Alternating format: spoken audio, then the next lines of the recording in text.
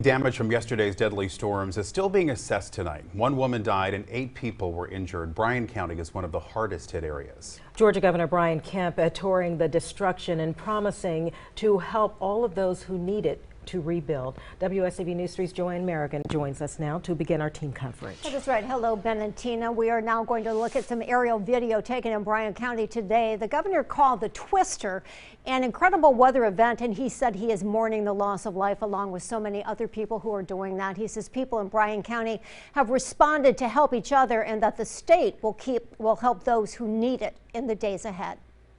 It is literally total devastation for some homes. I mean, we walked through a house that there is no wood left on that house. It's nothing but a foundation with a water heater standing there. I mean, we saw drone footage of a modular house or mobile type home that was rolled several times with individuals in it that thankfully survived. It was by the grace of God. So this was a powerful storm last night. As Governor Bryan Kemp toured affected areas, those who lived through the tornado, like Ashley Drinker, told us how bad it was. And I literally just saw this huge black tornado just tearing up every debris. Like I saw it, witnessed all of these houses get destroyed. The Park Place neighborhood was heavily damaged and some were trapped in their homes here.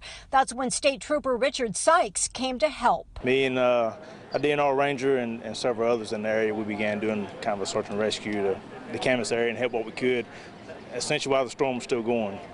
I was able to get around some down trees and through some ditches to get to some folks that neighbors had already pulled people out of the house, and along with a lot of other volunteers and firefighters and troopers were there, but able to load folks up in the back of the truck and haul them out to the main road to the ambulance. Wednesday, the community responded again as they brought supplies and items that so many recovering families are going to need. I just want to first say that we are very blessed, even though we have a lot of damage and devastation, that we are very blessed that we had very little loss of life.